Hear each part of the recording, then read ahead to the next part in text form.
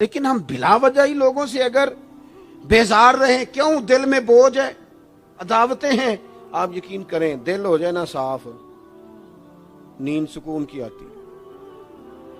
دنیا میں سب سے زیادہ مطمئن وہ بندہ ہے اللہ نے جہاں رکھا ہے وہاں راضی ہے۔ چلو ایک بات بتاؤ مجھے، ہم جس قبیلے میں پیدا ہوتے ہیں وہ قبیلہ ہماری مرضی کا ہوتا ہے کہ رب کی مرضی کا؟ جلدی جلدی بتاؤ، اتنی دیر نہ کرو، کس کی مرضی ہوتی ہے؟ تو پھر جو قبیلہ اللہ نے میرے اور آپ کے لیے پسند کیا، ہم کیوں نہیں پسند کرتے؟ جو دادا نانا چچا ماموں اللہ نے میرے لیے پسند کیے، یہ رشتے اللہ نے بنایا ہے نا، تو ان سے آوازار ہے، تو ان سے تنگ ہے، وجہ جو اللہ نے تیرے لیے پسند کیا اسے پسند کر۔ حضرت ابراہیم ابن ادم رحمت اللہ علیہ ایک دفعہ مریدوں کے بیچ بیٹھے تھے، تو آپ فرمانے لگے دنیا میں جو کچھ ہو رہا ہے میری مرضی سے ہو رہا ہے۔ بعض بندے پریشان بھی ہو جاتے ہیں جلدی کہ اتنا بڑا دعویٰ کر دیا ہے، تو آپ ہنس پڑے، فرمانے لگے اگلی بات بھی سن لو پھر کوئی تبصرہ کرنا۔ فرمانے لگے جو کچھ ہو رہا ہے میری مرضی سے ہو رہا ہے، کیونکہ میری وہی مرضی ہے جو میرے رب کی مرضی ہے۔ میں نے اپنی مرضی اپنے رب کی مرضی میں فنا کر دی، اب میری مرضی کوئی نہیں۔ سانو قید سجن دا گہنا ہے، او جنج رکھے ایسا اونج رہنا ہے۔ ہم نے چھوڑ دی اپنی مرضی، اپنا ہے ہی کچھ نہیں۔ ہم نے نہ کبھی قطرے پہ غور کیا اور نہ دریا دیکھا، بس جہاں تیری جھلک دیکھی وہیں ڈوب گئے۔ چھوڑ دو یہ اس نے یہ کیوں کر دیا؟ وہ خواجہ نظام الدین صاحب محبوب الہی رحمت اللہ علیہ کے ایک مرید نے ایک دفعہ آ کے کہا حضور بڑی ہو گئی درگزر فقیری درویشی بڑی ہو گئی، اب جو میرے رستے میں کانٹے بچھائے گا میں بھی اس کے رستے میں بچھاؤں گا۔ وہ بڑے غصے سے بول رہا تھا، فقیر فقیر ہوتے ہیں۔ خواجہ صاحب ہنس پڑے، فرمانے لگے پتر تو زیادہ ہی ناراض ہو گیا ہے۔ کہنے لگا نہیں حضور، ہمیں کچھ کرنا نہیں آتا، ہمیں بھی سارا ہی پتہ ہے، سٹ تے پکھڑا کوار گندل اسی اور بھی بوٹیاں جاننے ہاں، ہمیں بھی سارا ہی پتہ ہے، نمٹ نہیں لینا۔ سویرے جو ہمارے رستے میں کانٹے بچھائے گا سویرے اس کی گلی میں بھی بچھے ہوں گے۔ تو حضرت محبوب الہی فرمانے لگے پتر آدھے رستے میں تیری ضد میں وہ کانٹے بچھا دے گا اور آدھے میں تو اس کی ضد میں بچھا دے گا، تو پھر تو جو عام راہگیر ہوں گے ان کے بھی پیر زخمی ہوں گے۔ تو تمہاری لڑائی میں تو مخلوق پریشان ہو گئی۔ عرض کی حضور یہ تو آپ نے ٹھیک کہا ہے۔ فرمانے لگے اگر چاہتے ہو نا دنیا کانٹوں سے نہ بھرے اور لوگوں کو تکلیف نہ ہو تو ایک دوسرے سے تکلیف چھوڑ دو۔ یہ مت سمجھنا تیرا ایک بندے سے اختلاف ہے، تیرا ایک سے اختلاف ہوتا ہے اس کے اثرات دائیں بائیں بھی جاتے۔ حضور پھر کیا کروں؟ فرمایا اسے بچھانے دے، وہ بچھاتا جائے تو اٹھاتا جا، تو اٹھاتا جا۔ ویسے بھی جو کام ساری دنیا کر رہی ہوتی ہے وہ تو سارے کر ہی رہے ہوتے ہیں، کوئی ذرا ہٹ کے بھی کرنا چاہیے۔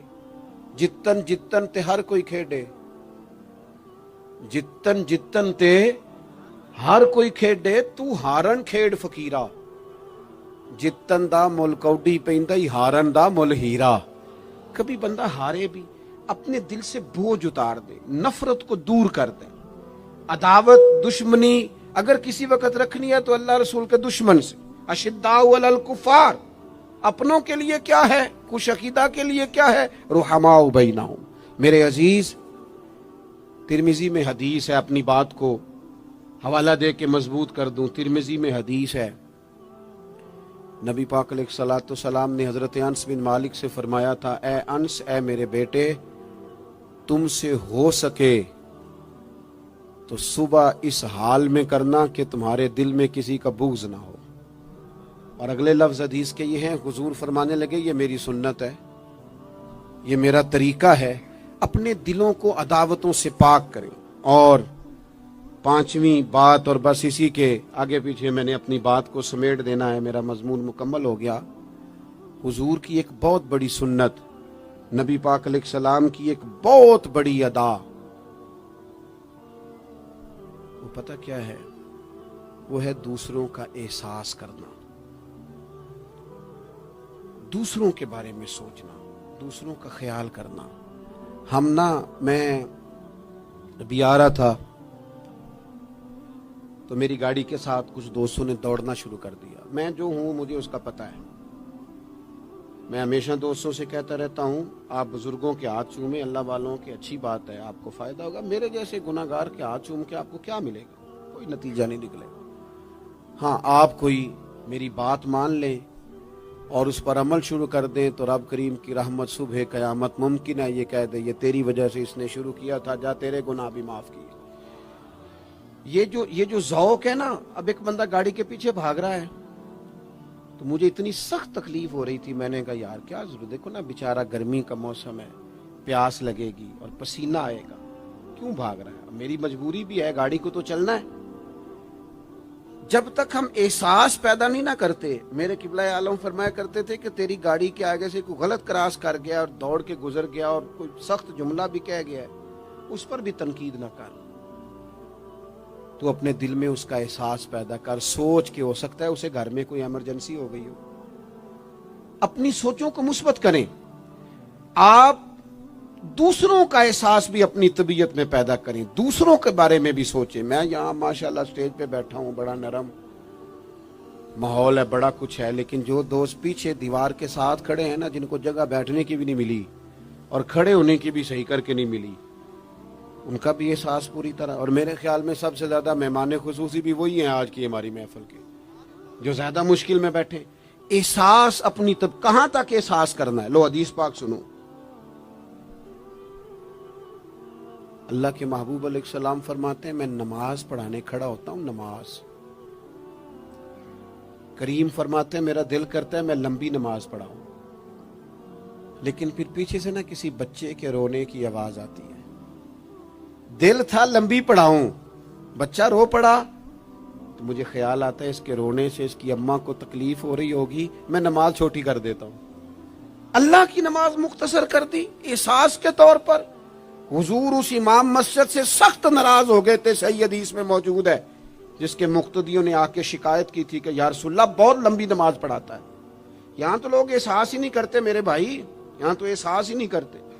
یہاں تو میں آیا ہوں نا رات کے 1 بجے محفل میں، تو میری طرح کے لوگ تہاڈا ذوق ہی نہیں، تسی سبحان اللہ ہی نہیں آندے، تسی ہاتھ ہی نہیں کھڑے کر دے۔ او بھائی تو نہیں آیا ہے، تو ٹر جانا ہے اپنا سارا سمیٹ کے پیسے گنا کے، اتنے بیچارے مغرب دے بیٹھے نے، ان کا ذوق تو اپنا ذوق بھی بیان کرنا، آنا تو بھی اسی وقت محفل میں جب سارے آئے ہیں، تے نالے تو تے گل کر کے آیا میں انہیں ہزار لینا ہے تے مفت آئے نے سارے بیچارے، اس لیے ہو سکتا ہے ان کا عشق تجھ سے زیادہ ہو۔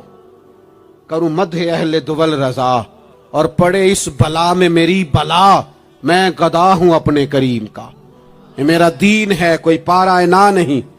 اس لیے میرے عزیز احساس دوسروں کا پیدا کریں اپنی طبیعت میں۔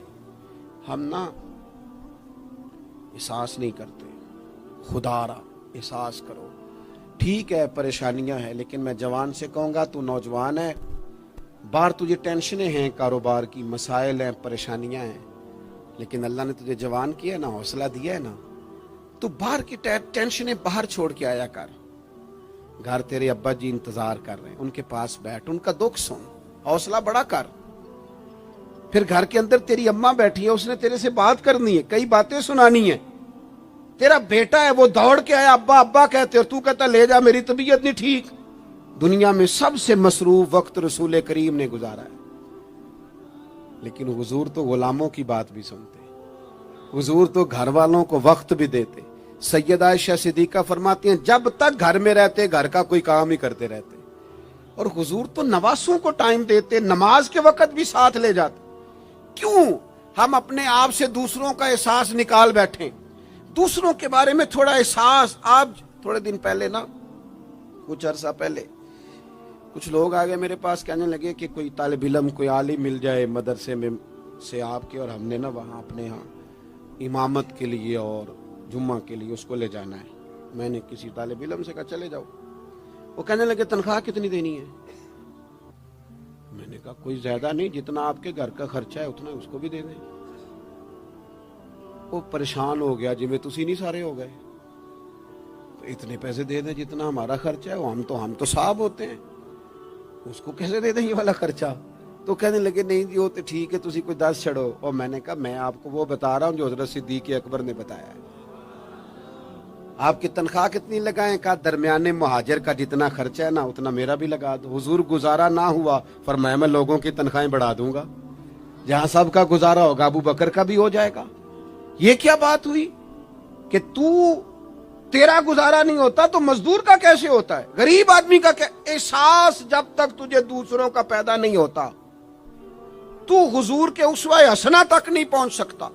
تو نے نبی پاک کا طریقہ نہیں اپنایا. یہ پتہ ہے حضور جو غاروں میں روتے تھے اور سارا دن تبلیغ کرتے تھے اور طائف تشریف لے جاتے تھے اور عکاظ کی منڈیوں میں جاتے تھے، یہ احساس تھا، یہ درد تھا جو میرے محبوب کو لے جاتا تھا. احساس تھا. حضور چاہتے تھے رب کا کوئی بندہ دوزخ میں نہ جائے.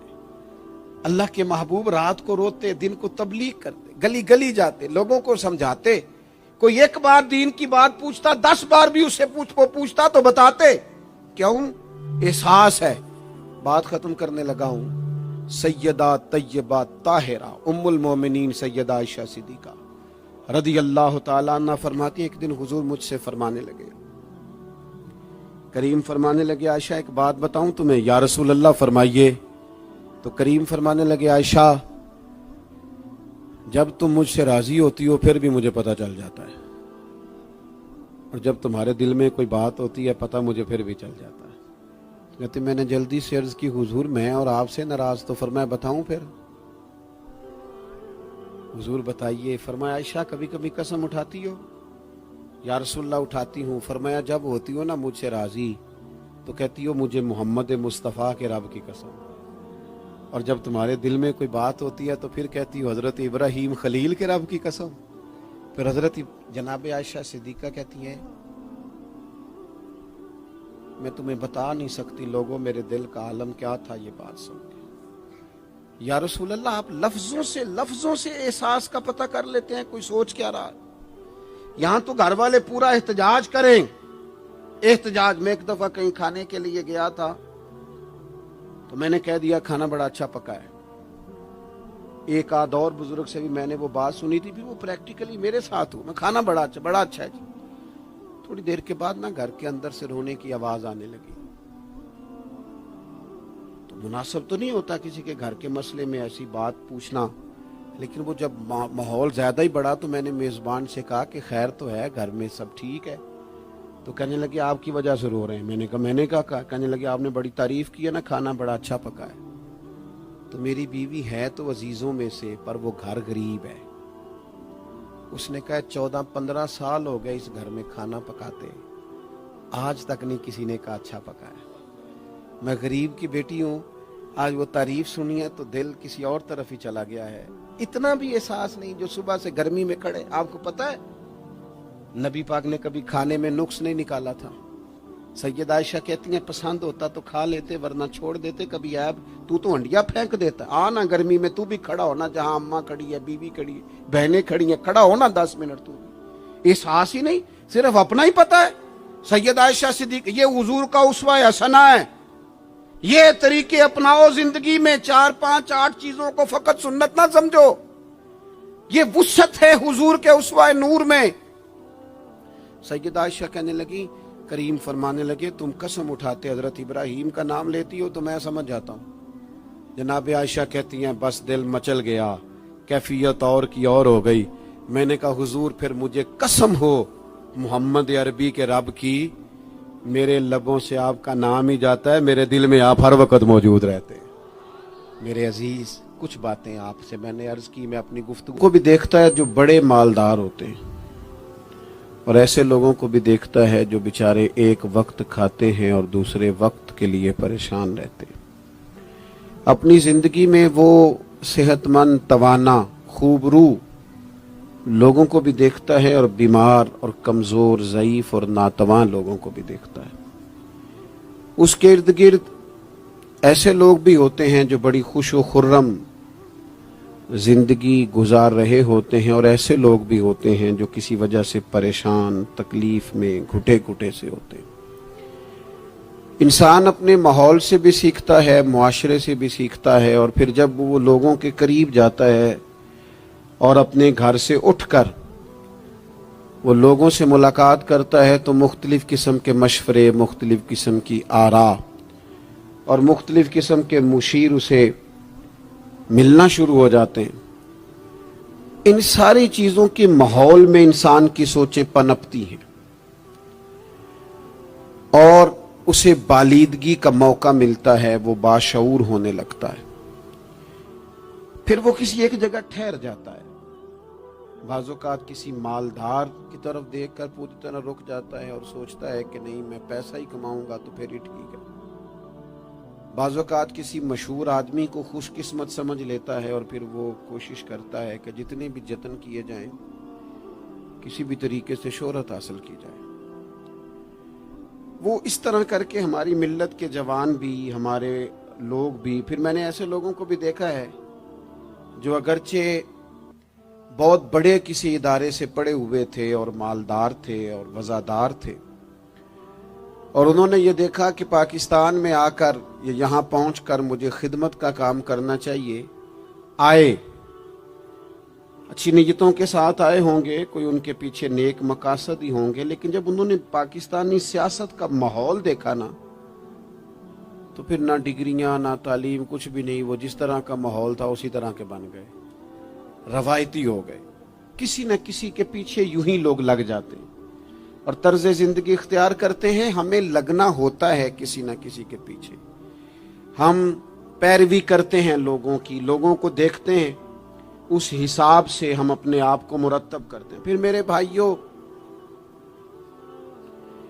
ایک مسئلہ اور بھی ہوتا ہے، انسانوں میں صرف خوبیاں نہیں ہوتی، عام انسانوں میں بشری کمزوریاں بھی ہوتی ہیں۔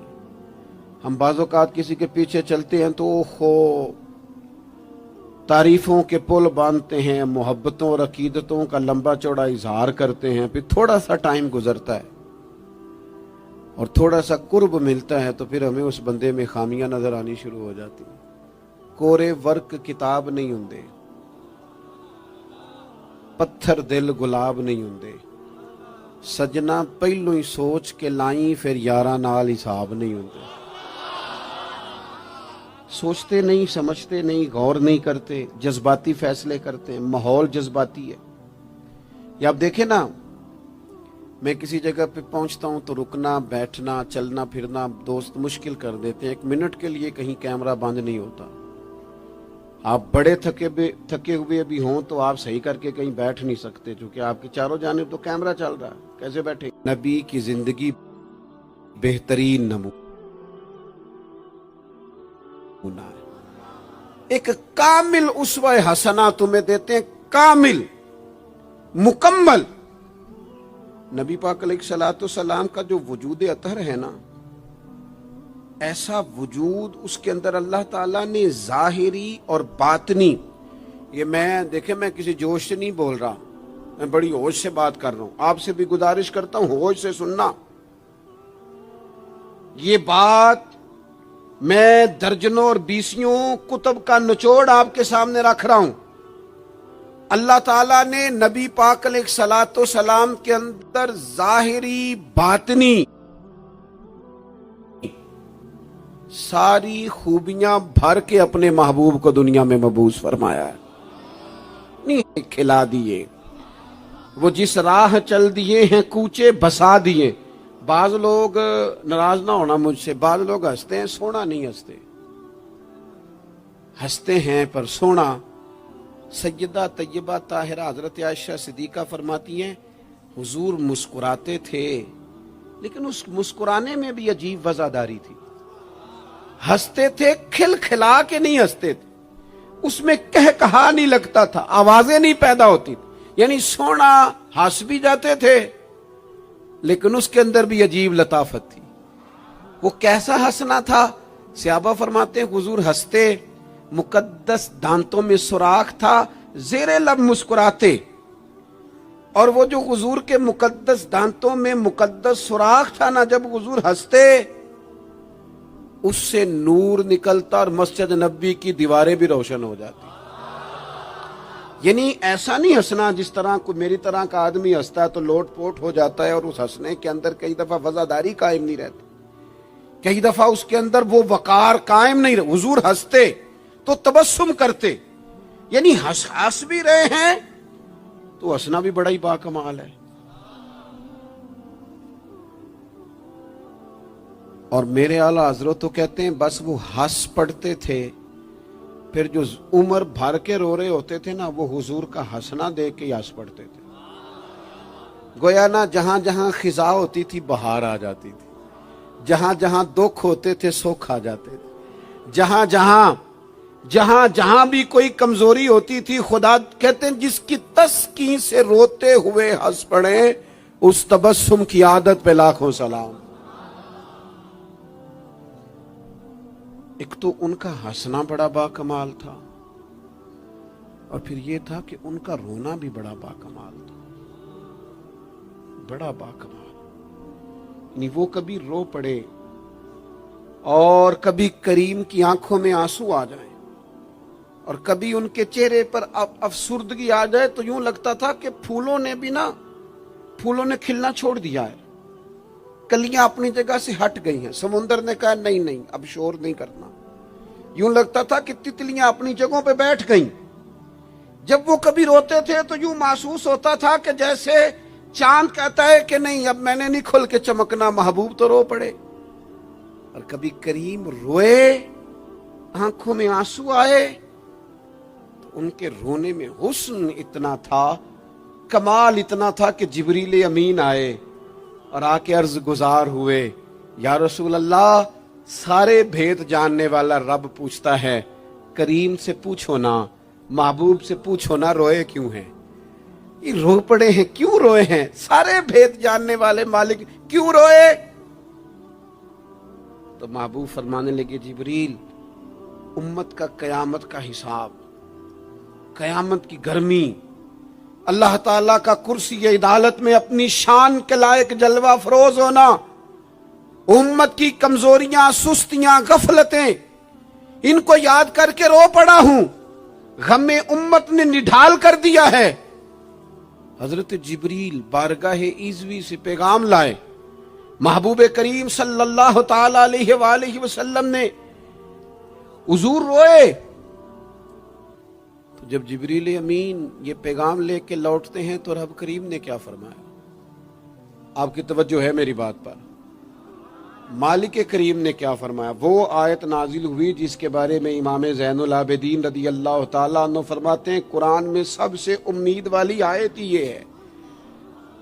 रोए हुजूर और जनाब जिब्रील पूछ कर वापिस गए तो रब करीम ने फरमाया, जाके मेरे महबूब से फरमा दें, वाला सौफ युतीका रब्बुका फतरदा, महबूब रब आपको इतना देगा कि आप अपने रब से राजी हो जाएंगे। महबूब आपको राजी करेंगे, ना रोएं, आपको राजी करेंगे आप। और हुजूर क्या फरमाते हैं? फरमाया, जब तक मेरा एक उम्मती भी दोज़ख में, मैं कोई नहीं राजी होता। अल्लाह, क्या जहन्नुम अब भी न सर्द होगा? रो रो के मुस्तफा ने दरिया बहा दिए। हुजूर का हंसना भी बाकमाल, रो देना भी बाकमाल। उनका किसी बंदे से मोहब्बत से उठ के गले लगाना भी बाकमाल। और कभी हुजूर जलाल करें तो महबूब फरमाने लगे, मैंने दुआ मांगी है, ए अल्लाह, अगर मैं किसी को झिड़क दूं तो उतना सवाब देना जितना तू फर्द नमाज का सवाब देता है। यहां ये भी हर जाविये से, हर निगाह से, मैं क्या आपको अर्ज करूं, हमने न कभी सीरत बयान की, मेरी तरह के लोगों ने, ना कौम उस तरह से सीरत को पढ़ती है। सीरत नबवी का एक एक पहलू कभी खोला जाए। ये जो जमाने में बेचैनी पाई जाती है ना, बेकरारी पाई जाती है, और ज़हनी इंतशार है, और फिक्री उलझाव है, और टूटती बिखरती सोचें, ये सारी खत्म हो जाए। ऐसा ठहराव नसीब हो, जीने का भी मजा आए और मरने का भी मजा आए। अगर हुजूर की सीरत मुकद्दसा को समझा जाए तो महबूब की जिंदगी हर तरह से कामिल है, मुकम्मल है, अकमल है। आप कहीं भी और जाएंगे, ये आजकल मोटिवेशनल स्पीकर्स का दौर है। हमारे बच्चे जदीद पढ़े लिखे, वो कहते हैं मैं फलां मोटिवेशनल स्पीकर के पास जाता हूँ। जाएं आप। बहुत सारे लोग ऐसे, उन्हें कहें तो वो बाज नहीं आते, वो तजर्बा करके बाज आते हैं। और बिलखुसूस नई नस्ल जो होती है, वो बुजुर्गों के तजर्बों से फायदा नहीं उठाती, वो अपने अलग से तजर्बे करना चाहती। उसका भी बड़ा खतरनाक नतीजा बरामद होता है। तो कोई बंदा भी जो आपको मोटिवेट करता है ना किताब व सुन्नत के बगैर, کوئی بھی آپ کو موٹیویٹ کر رہا ہے، وہ کیا کچھ کہہ رہا ہے، کیا کر رہا ہے، وہ کبھی بھی آپ کو تعلیم صحیح نہیں دے سکتا۔ کیوں؟ اس لیے کہ جو تعلیم وحی الہی کے بغیر ہوتی ہے وہ ناقص ہوتی ہے۔ انبیاء کی تعلیم وحی الہی کے ساتھ، لہذا اگر کوئی آدمی آپ کو موٹیویٹ کرتا ہے کتاب و سنت کے ساتھ، وہ آپ کو درست سمت لے کے جائے گا، ورنہ تو ہر آدمی آپ کو الجھا دے گا۔ میرے بھائی، نبی پاک کا اسوہ حسنہ، ہمارے ہاں لوگوں نے سنت شریعت سمجھ کس کو لیا ہے؟ ہمارے ہاں لوگوں نے سنت شریعت سمجھا ہے صرف پگڑی باندھ لی، بہت عظیم سنت ہے امامہ باندھنا۔ بعض لوگوں کا خیال ہے صرف داڑھی رکھنا، داڑھی بہت عظیم سنت، بہت عظیم سنت، انبیاء کرام کی پسند ہے۔ اور آپ کو پتہ ہے اللہ تعالیٰ نے عورتوں کو داڑھی دی ہی نہیں، یہ مرد کا زیور ہے۔ ہاں یہ مردانہ کام ہے، داڑھی مرد کا زیور ہے۔ اور پھر یہ آپ کے جسم کا حصہ ہے، داڑھی کا وزن کوئی نہیں ہوتا۔ پوچھ لیں جنہوں نے بڑی رکھی ہے، بے شک ان سے بھی پوچھ لیں، یہ وجود کا حصہ ہے، اس کا کوئی وزن، کوئی پریشانی۔ اور ایک اور بات نوجوانوں آپ سے کہہ دوں چلتے چلتے، بغیر داڑھی کے آپ سونے لگ رہے ہوں تو لوگ کہیں گے پیارے لگ رہے ہو، اچھے لگ رہے ہو، خوبصورت لگ رہے ہو۔ اور داڑھی کے ساتھ اگر کسی کو پیارے لگو نا تو جو تعریف کرے گا وہ تو تعریف ہی بڑی روحانی قسم کی ہے، وجدانی۔ یعنی آپ داڑھی کے ساتھ اچھے لگیں تو لوگ کہتے ہیں کتنا نورانی چہرہ ہے۔ اب دیکھو اس تعریف کے پیچھے جو جملوں کی ترتیب ہے اس میں حسن کتنا، داڑھی، امامہ، سفید لباس، اور پھر یہ کہ مسواک کرنا بڑی اعلیٰ سنت ہے، میٹھا کھانا بڑی اعلیٰ سنت۔ لیکن یہی 4-5 سنتیں نہیں میرے بھائی حضور کی، یہ بہت بڑا مسئلہ ہے۔ بعض لوگ سمجھ فلاں جی سنت شریعت پہ عمل کرتا ہے، کیا کرتا ہے کہ داڑھی پگڑی والا ہے، وہ خدا کے بندے یہ عظیم سنت ہے، کون اس کا انکار کر رہا ہے؟ لیکن نبی پاک کا تو اسوہ حسنہ ہے، اس کے پیچھے تو پوری زندگی ہے۔ ادھر دیکھو میری، اچھا پھر ایک اور بات، بعض لوگ سمجھتے ہیں میٹھا بولنا صرف سنت ہے اور اخلاق کی علامت ہے، صرف میٹھا بولنا۔ آپ نے ناراض نہیں ہونا، میٹھا تو بعض بندے اپنے مطلب کے لیے بھی بولتے ہیں، وہ کام نکلوانے کے لیے بڑا میٹھا میٹھا بول رہے ہوتے ہیں۔ اور سنو میرے بھائی، صرف میٹھا بولنا ہی سنت نہیں، ہمیشہ سچ بولنا سنت ہے، ہمیشہ صحیح بات کرنا، دیانتدار رہنا۔ تو سمجھتا ہے 4 5 6 8 چیزیں ہی سنت ہیں؟ او خدا کے بندے، نبی پاک کی جو ادا سب سے پہلے دنیا کے سامنے آئی، اور حضور کی جس ادا سے، سنت سے لوگوں کو سب سے پہلے واقفیت ہوئی، شور نہیں پڑ جاتا کسی چیز کا دنیا میں، معاشرے میں، فلاں بندہ یہ کرتا ہے، فلاں ایک بندے کا ایک چیز تعارف بن جاتی ہے، تعارف۔ کوئی چیز لوگوں کے وجود کے ساتھ، نام کے ساتھ سابقہ لاحقہ بن جاتی ہے۔ جو چیز سب سے پہلے جس سے لوگوں نے میرے نبی پاک کا تعارف کیا اور لیا، ادھر دیکھو نوجوانوں میری طرف، جس چیز سے سب سے پہلے حضور کی جس ادا سے لوگ واقف ہوئے تھے وہ تو صادق اور امین ہونا ہے۔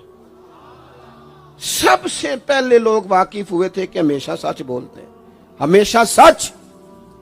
ملت کا جوان تو لوگوں کو ہنسانے کے لیے جھوٹ بولتا ہے، کوئی فائدہ نہیں، کوئی فائدہ نہیں۔ جھوٹ بولنے کے لیے ڈینگے مارتے ہیں، بڑکے مارتے ہیں، میں یہ ہوتا ہوں، میں وہ ہوتا ہوں۔ جھوٹ بولتے ہو، کیوں زیادتیاں کرتے ہو اپنے ساتھ؟ نبی پاک علیہ السلام کی تو پہلی ادا، پہلی سنت جس سے لوگ واقف ہوئے وہ صادق اور امین ہونا ہے، اور لوگ کمزوری دکھاتے ہیں۔ میں آپ سے عرض کروں، آج پتہ ہے میرے ملک کا حال کیا ہے؟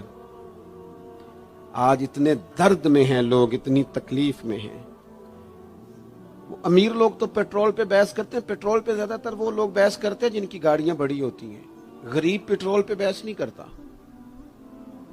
وہ تو کہتا ہے کرایہ 10 روپے بڑھ گیا بس کا، کیونکہ اس کو تو بس میں آنا جانا ہے، پیٹرول سے تو اس کا لینا دینا نہیں۔ یہ تو امیروں کی باتیں، تگڑے لوگوں کی باتیں۔ یہ سارا عالم، اس ملک کا سب سے بڑا مسئلہ نہ قانون کا ہے، نہ معیشت معاشرت کا ہے، اس ملک کا سب سے بڑا مسئلہ دیانتداری کا ہے۔ یہاں اگر دیانتداری ہو جائے، سچ بولنے والا، بات کرنے والا سچ بولے۔ اذان سن لیں جی پہلے، ڈاکٹروں کے بارے میں رائے کیا ہے؟ چلیں بتائیں وابڈا والوں کے بارے میں رائے کیا ہے؟ آپ اپنی بھی ایک آدھ مولویوں پیروں کے بارے میں رائے کیا ہے، بس یہی حال کیا گیا، الا ماشاءاللہ بد اعتماد کر دیا گیا۔ ایسا نہیں ہے کہ صرف کسی ایک گروہ ایک طبقے کے بارے میں بددیانتی کو فروغ دیا گیا، جھوٹ کو۔ آج بھی کسی بھی شخص کو آپ لے لیں، اس کے بارے میں سچائی سے زیادہ جھوٹی خبریں زیادہ پھیلائی جاتی ہیں۔ افواہوں کا دور اپنی زندگی میں جوانوں سچ بولو، دیانتداری کا مظاہرہ کرو۔ اس ملت کا جوان کیسے ترقی کرے گا جس کی ماں کہتی ہے کہ پتر تو سچ ہی نہیں بولتا، تو جاتا کہیں ہے بتاتا کہیں ہے، تو بات ہی ٹھیک نہیں کرتا، کیسے بات سنو؟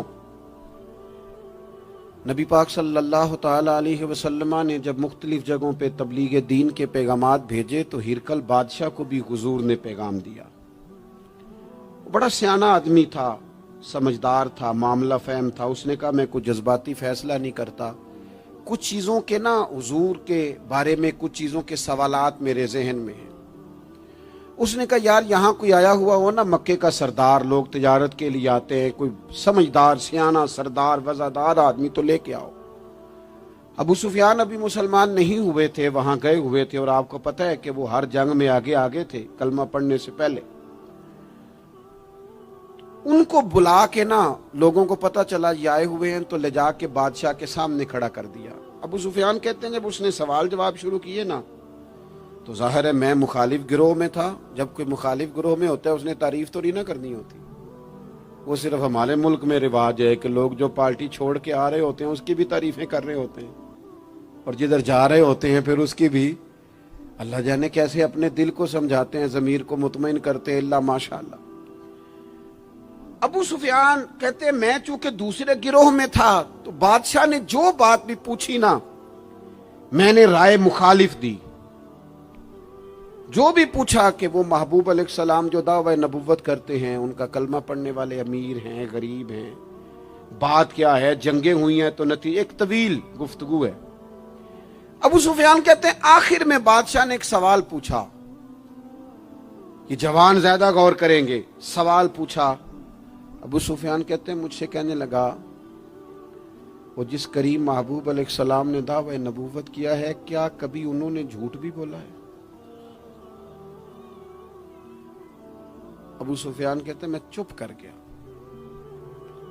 ایک منٹ کے لیے میرے دل میں خیال آیا معاذ اللہ کہہ دوں بولا ہے، پھر میں نے سوچا یہ تو عرب کی وزاداری کے خلاف ہے کہ میں جھوٹ بولوں۔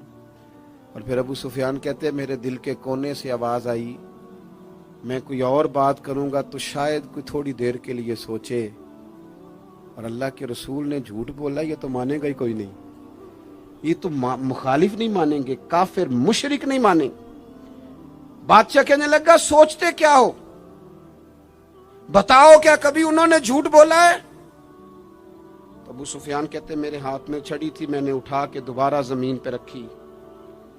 میں نے کہا بادشاہ وہ رشتے میں میرے بھتیجے لگتے ہیں، میری ان سے مخالفت ہے، میں ان کے مقابل فوجیں تک لے کے آتا ہوں، وہ ہمارے بتوں کو برا کہتے ہیں، رائے کا اختلاف اپنی جگہ پر، لیکن وہ میرے سامنے پیدا ہوئے میرے بھتیجے ہیں، میں نے انہیں ماں کی گود میں بھی دیکھا ہے، دادا کے کندھوں پہ بھی دیکھا ہے، سیدہ خدیجہ کا دولہا بنے بھی دیکھا ہے، میں نے ان کی گود میں ان کی بیٹیوں کو کھیلتے بھی دیکھا ہے۔ اختلاف اور مخالفت اپنی جگہ پر وہ کریم میرے سامنے پیدا ہوئے اور ان کے مقدس بال میری آنکھوں کے سامنے سفید ہوئے، ان کی زبان سے جو بھی نکلتا ہے حق اور سچ ہی نکلتا ہے۔ وہ اسیر دشمن کی چاہ میں بھی، مخالفوں کی نگاہ میں بھی وہ امی ہے، صادق ہے، معتبر ہے، میرا پیغمبر عظیم تر ہے، کبھی زبان سے جھوٹ نہیں نکلا۔ اللہ آپ کو جزا دے۔ سنیں جی، کچھ خطیب بغیر نعروں کے بھی تقریر کر لیتے ہیں یار، اونچی سبحان اللہ کے بغیر بھی کام چل جائے گا انشاءاللہ۔ آپ خالی سنتے جائیں نہ بھی سبحان اللہ کہیں پھر بھی گزارا، اثر کرے نہ کرے سن تو لے میری فریاد، اور نہیں ہے داد کا طالب یہ بندہ آزاد۔ میرے عزیز نبی پاک علیہ الصلوۃ والسلام نے سچ بولا۔ ابو سفیان کہتے ہیں ان کی زبان سے سوائے حق سچ کے کبھی کچھ نکلا؟ کریں نا تھوڑی پابندی ہم بھی سچ کی، کریں نا۔ اچھا ہم بولتے ہیں سچ، بہت سارے لوگ سچ بولتے ہیں، लेकिन वो दूसरों के बारे में बोलते हैं, अपने बारे में नहीं बोलते। उसने इतना झूठ बोला, उसने इतनी करप्शन की, फलाने ने ये करे, दूसरों के बारे में बोल रहा है। अपने बारे में सच बोल, अपने बारे में तू बता, तूने क्या किया है ना, इधर उधर की तू बात कर, बता के काफिला क्यों लुटा। मुझे राहजनों से गरज नहीं, तेरी राहबरी का सवाल है, तू कहां था, अपनी बात बता। अबू सुफियान कहते हैं जब मैंने बादशाह को ये बात बताई ना, उसने चादर कंधे पे रखी और वो जाने लगा, तो मैंने कहा यार तूने इतनी बातें पूछी, मैंने इतने जवाब दिए, कोई नतीजा, बाद का कोई रिजल्ट भी निकलता है ना, कोई एंड भी होता है, कोई नतीजा बता। तो कहते बड़े तहम्मुल से, बुर्दबारी से बादशाह हंस पड़ा, हंस के कहने लगा नतीजा तो निकल आया। कहा क्या नतीजा निकला, तो कहने लगा यार जिस बंदे ने कभी बंदों से झूठ नहीं बोला, वो ये वाला झूठ क्यों बोलेगा कि मैं अल्लाह का रसूल बन के आया हूं। जो बोलते ही सच हैं, तो फिर गोया वो कह रहा था मान लो कि ये भी वो सच ही बोलते हैं कि मैं अल्लाह का रसूल बन के आया। एक तो हुजूर की इस अहम अदा को अपनाओ। आपको पता है किसी बाप ने किसी मजबूरी से कभी कहा होगा अपने बेटे को, चले 2 मिनट के लिए मान लेते हैं कोई मजबूरी होगी, उसने चले फर्ज किया किसी मजबूरी के तहत उसने कहा था अपने बेटे को कि बाहर जो बंदा आया उसे कह दो कि मैं घर में नहीं, चले मान लिया 2 मिनट के लिए तेरी मजबूरी थी, लेकिन मैं जिम्मेदारी से कहता हूं तूने एक दफा अपने पुत्र से कहा था ना झूठ बोल दे मैं घर नहीं, फिर तू सारी जिंदगी मिन्नत करेगा वो तेरे साथ भी सच नहीं बोलेगा। इतनी बड़ी बीमारी है, ये घर तोड़ती है, घर, ये कबीले तोड़ती है, रिश्तों को कमजोर। क्यों झूठ बोलते हो रिश्ता करते वक्त कि बच्चा ये कमाता है ये कमाता, क्यों झूठ बोलते हो? साफ सुथरी 2 टोक बात करो। इतना बड़ा रिश्ता मियां बीवी का जो अल्लाह की निशानियों में से निशानियां झूठ पर कायम करते हो। बेटी के वालिदैन भी अल्लाह माशाल्लाह झूठ बोलते हैं, ये दे देंगे ये दे देंगे, बाद में कहते हैं लड़के वाले लालच करते हैं, आपने पहले लालच खुद पैदा किया, क्यों कहानियां सुनाई। इतना अहम रिश्ता जिसकी बुनियाद पर सारा घर चलना था, वो रिश्ता ही बद-एतमादी पर कायम है। जब एक दूसरे पर एतमाद ही नहीं है तो सुकून कैसे आएगा। अपनी जिंदगी में सच लाओ, दौलत लाने से ज्यादा जरूरी सच लाना है। घर में महंगी चीजें लाने से बेहतर है अपने घर में सच ले आओ, दयानतदारी ले आओ, घर भी बच जाएगा, कबीला भी बच जाएगा। जिम्मेदारी से कहता हूं सच बोलो, दयानतदार हो जाओ, मुल्क भी बच जाएगा। इस उम्मत का भलाई इस काम में है, ये हुजूर का उसवा हसना है। और तीसरी बात, नबी पाक की सुन्नत सिर्फ मिसवाक लेके दांत साफ करना ही नहीं, दिल साफ रखना भी मेरे नबी की सुन्नत है। दिल साफ रखना भी हुजूर का तरीका है। दिल बड़े बोझ होते हैं हमारे दिलों पर, मुफ्त की नाराजगी, कोई लेना देना नहीं। वो जी फलाने बंदे ने ना जी अपनी बच्ची की शादी की है, बच्चे की शादी की, रिश्तेदार ने मुझे पूछा नहीं। भाई आपको क्यों पूछते, आप क्या हैं? उनका घर था, आपको आप बिला वजह आप नाराज होके अपने घर में क्यों पूछते? आपको किस किताब में लिखा है, किस शरीयत में लिखा है, कहां कानून है आपसे पूछा जाए? वो फलाने बंदे ने मेरे बारे में बात की होगी, और यार तू इतना अहम नहीं है सारी दुनिया तेरे खिलाफ बातें करे, तू मुफ्त में टेंशन ले गया। वो जो 2 बंदे दूर खड़े हैं वो कोई और बात कर रहे हैं, तेरी नहीं कर रहे। मुफ्त में अपने दिलों में बोझ, मुफ्त में बदगुमानियां। और जी फलाना बंदा अमीर हो गया, कैसे हो गया? ये तेरी ड्यूटी है, तेरी जिम्मेदारी है। मेरे आला हजरत फाज़िल बरेलवी रहमतुल्लाह लिखा है, हसद करने वाला बंदे पर एतराज नहीं करता, हसद करने वाला